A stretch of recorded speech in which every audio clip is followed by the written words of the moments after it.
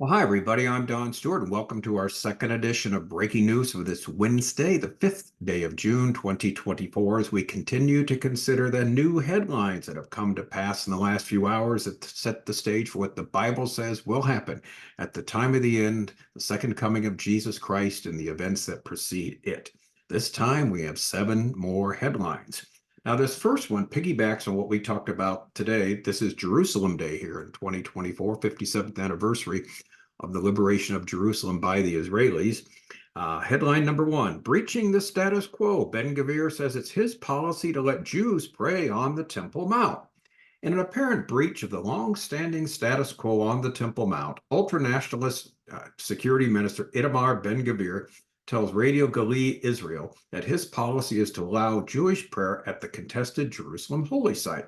I'm also happy that Jews went up to the Temple Mount and prayed there today, said the minister, who took part in the annual Jerusalem Day flag march through the Arab quarter of Jerusalem's Old City. It's very important. My policy is very clear on this matter. Jews can be anywhere in Jerusalem, pray anywhere. Ask if prayers are not conducted only informally in a whisper. Ben Gvir said, no, no, no, no, no. No one whispered. Jews prayed on the Temple Mount. That's the ministerial position, and Jews pray on the Temple Mount, and that's a good thing. Now, the Temple Mount, known to Muslims as Haram al-Sharif, or the Noble Sanctuary in Jerusalem, Old City, is home to the Al-Aqsa Mosque, the third holiest site in Islam. It is also the holiest place in Judaism, the site of the first 2 biblical temples, and as we're going to talk about in a minute, the site of a third temple.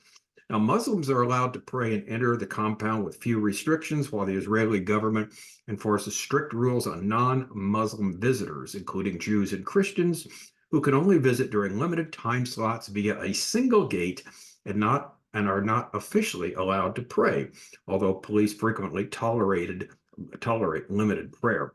Addressing the media at the Damascus Gate following today's march, Ben Gvir spoke in a similar vein, stating that he wanted to convey a message to Palestinians who keep pictures of the Mount in their homes.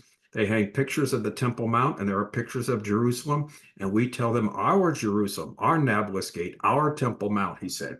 Today, according to my policy, Jews entered the Old City freely, and on the Temple Mount, Jews prayed freely.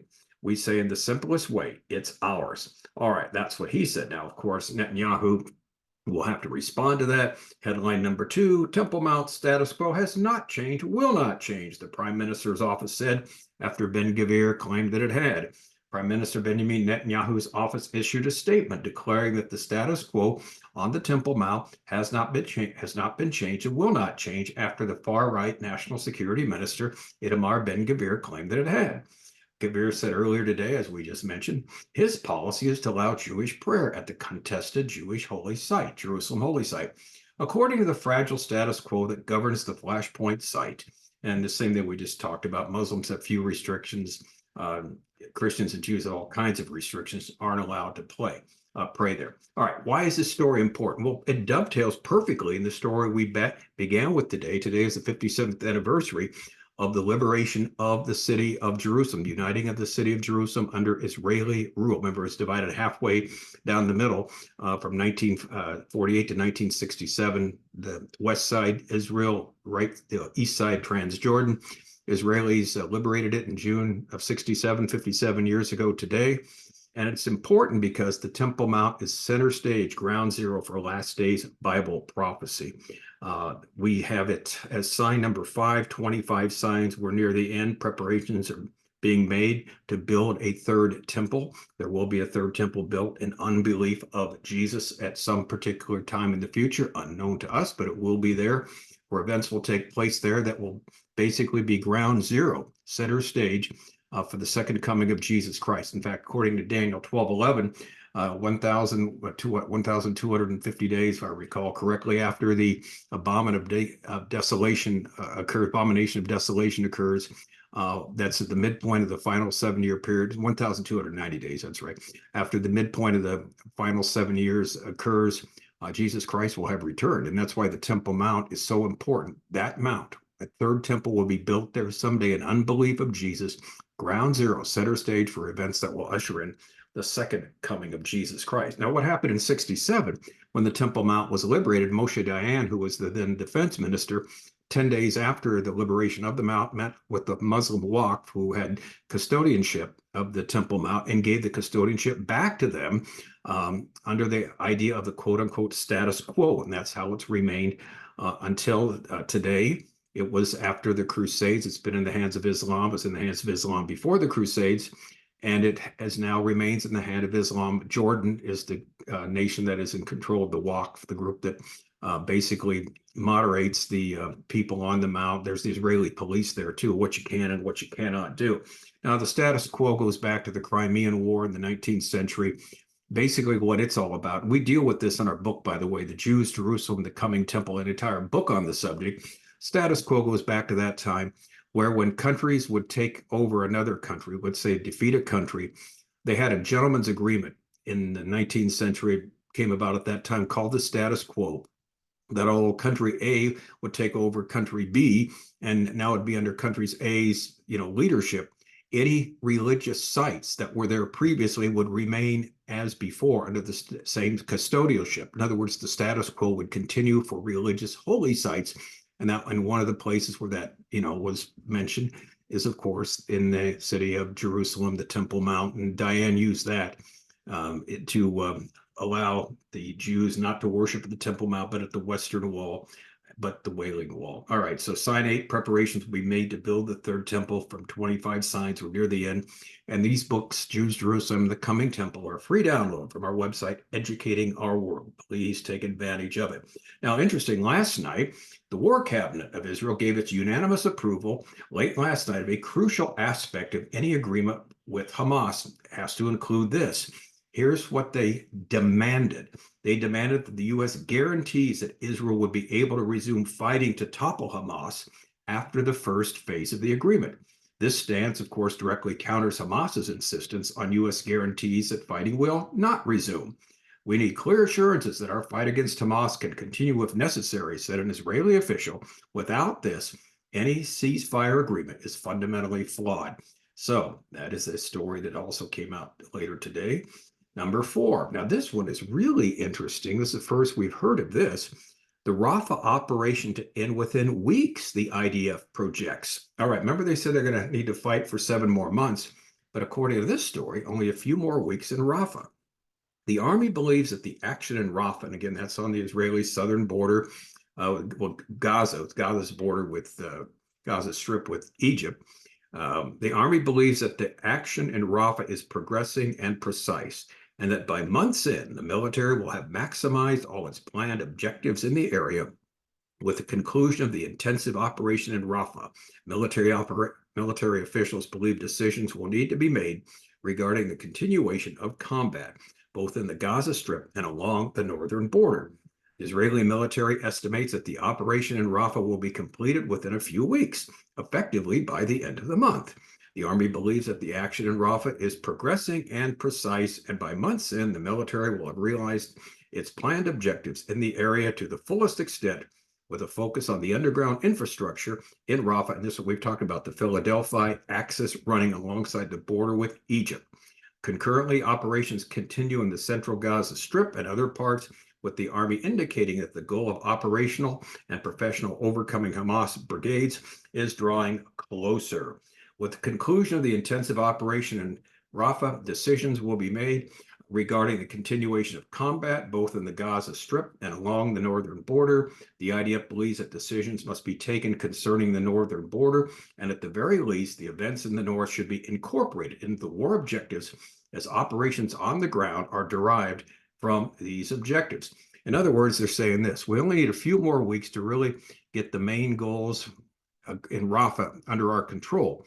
Now, there's still fighting that needs to be done, but they need these next few weeks. And we're going to see, though, there's a problem going to come up because Biden wants a ceasefire immediately. We'll get to that in a minute. But here's another reason why they say this. And this is not only because of what's going on in Rafah. Headline 5, Israel prepared for very intense action in the north. Netanyahu says that's after the IDF reserves cap is raised to 350,000 soldiers. We are prepared for very intense action in the north. One way or another, we will restore security. Netanyahu vowed this during a tour. He actually made it to the northern border after Gantz and Gallant did, a tour of the northern border, and the large areas burned as a result of Hezbollah's attacks in the past few days. We said at this is Netanyahu. We said at the start of the war we would restore security in both the south and the north, and this is what we are doing. Today, I'm on the northern border with our heroic fighters and commanders, as well as our fighter fighters. Yesterday, the ground burned here, and I'm pleased that you have extinguished it. But the ground also burned in Lebanon. Whoever thinks he can hurt us, we will respond by sitting on our hands is making a big mistake, the prime minister said. So what they're doing, they're ramping up. We talked about this today. We've talked about that in the last few days. For a war in Lebanon, okay? Sometime maybe in the midst of this month it'll start. They want to get it completed by September so that people can move back to their homes in the border between Israel and Lebanon. So we will see. So again, we're going to have a second front, and that may be why they're talking about toning down a little bit in Rafah, because it's a huge problem there in Lebanon with Hezbollah. Now, headline 6, our favorite author, Caroline Glick, evaluates Biden's speech line by line in her video. And the title of the video is, Biden says Israel has capitulated. Has it? This is from carolineglick.com, and it's worth a watch. It's almost an hour long, and she goes into a lot more detail than I've ever had time to do here. And it's, as always, she's fascinating. It's very, very interesting as she explains line by line of what Biden said last Friday. Does a great job in evaluating the speech. For example, as she points out, Biden spends the first 4 minutes giving details of Israel's ceasefire proposal. Then he takes the next 8 minutes demanding that Israel accept its own proposal. See, I mean, something wrong with this, it seems? It sure is. Like we said, it's not Israel's proposal. That was the point she was making. Israel's goals, as she points out, is defeat Hamas militarily, keep it from ever being able to rise up again, and make sure nobody in Gaza in the future, any group, can repeat what happened. None of these goals were listed by Biden when he spoke about Israel's proposal, but these have always been Israel's goals. Now, according to Biden's plan, and the first phase will last 6 weeks. And here's something I didn't realize, that he said Israel would leave Gaza completely. In other words, as soon as the ceasefire happened, they would leave completely. And that's why these different groups said, don't say you're going to leave and give up everything you've accomplished. They're on the border with Egypt. You've got, these terror tunnels now under your control for the most part. Gaza split halfway down the middle too, where you've got, that taking place. If they left, all that would be gone, would be lost. And so all the gains, what they would have to give up. And the goal, according to Biden, is cessation of hostilities permanently. Now, here's the thing that is so sickening. One version of the plan, comes from the Hamas side in Al Jazeera, is allowing that all the murderers who are in prison from October 7th, those who were caught murdering these Israeli citizens, they are all to be released. For every female soldier who is a hostage, 50 prisoners will be released, including 30 who serve life sentences, meaning they are murderers. Okay, this is the agreement supposedly that Israel has put forth, the proposal. It's a Hamas proposal, as we mentioned. Now, she also said something I wasn't aware of, that the Gazan citizens were the ones who perpetrated the greatest atrocities on October 7th. This is from eyewitness testimony. What had happened on October 7th? 3,000 of these terrorists came in and started ransacking, killing people there on the border between Gaza and Israel. But they were followed by 5,000 citizens from Gaza. And the citizens did the worst dirty work, according to eyewitnesses. And she said children actually were given the honor by their parents to torch Israeli houses that burned families alive that were inside. And this comes from eyewitness testimony. The point she was making, Israel's concern is not the Palestinian people, the Palestinian citizens.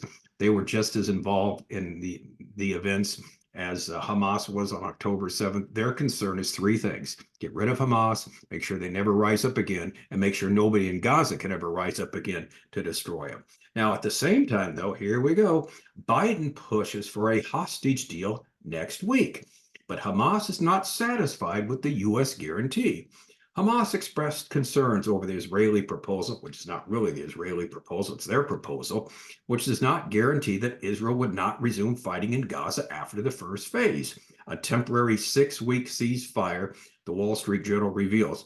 And again, according to Biden's plan, what he said was Israel's proposal. You have a 6-week ceasefire, then you have a permanent ceasefire. In other words, Israel leaves, gives up, and they all go back to their neutral corners, as it seems, and attempt to start over or whatever, however he's planning on doing this. There are so many things he left unsaid. Anyway, according to this story, he is intensifying efforts to broker a deal between Israel and Hamas, sending 2 senior officials from his administration to the Middle East. And he talks about these 2 officials that are going there. And according to the report, the talks in Qatar and Cairo will focus on negotiations for a deal and the U.S. administration's efforts to reopen the Rafah border crossing that Egypt is not allowing to be open, not Israel. So basically, he's pushing for a hostage deal as soon as next week. Now, part of the problem is, and this is what Ben Gvir and Smotrich, the other minister, MK, minister of the Knesset, who's on, in the executive committee of these, one of the leaders of the Likud party, they both said, we're going to leave the party unless we understand what's exactly in this proposal, this agreement that Netanyahu has not shown them. He said they have a written agreement, and he said he would show Ben Gvir twice. Then he said he's not going to. Someone actually said, well, there's not even a written agreement, no such thing. But according to Netanyahu and Gallant, well, we can't do this because it's highly secure, and we have, it's very tense right now. The negotiations that are going on, it might confuse that. People want to know what Israel said they would do. Now, they obviously didn't say what Biden said they would do, and that is basically give up everything and give it all to Hamas. That is the Hamas/US proposal. We don't know exactly what Israel says they will do and won't do. But the problem is, because Netanyahu isn't saying, Ben Gvir and his people are basically going to cause problems until we hear something from Netanyahu. But according to Biden, he wants it next week, this agreement next week. Wow. All these things going on. They come left, right, and center, don't they? Well, this is it for today. Now, what we'll do, we'll continue on tomorrow and pick up from here and see what the latest stories are, see if there's any progress in this so-called these peace proposals agreement. And we'll see if we can get any more information of what Israel is actually proposing. Now, Israel said it won't budge, but the question is, won't budge from what? We don't know exactly what they proposing. So we'll get to all that. But what, again, we do know, and this is the great news about what we do here on Breaking News, we do know what's going to happen eventually, because the Bible tells us, sign 25 of our 25 signs is that Christians can understand, Bible believers can understand what's going on. And the Lord gives us his roadmap of what will take place, culminating in the second coming of Christ. That's why we're always optimistic.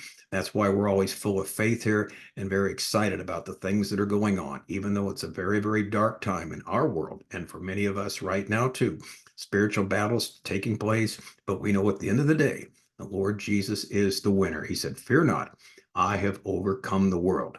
Lest we forget. I'm Don Stewart. Thanks for watching. Until next time, as always, may the Lord richly, richly bless.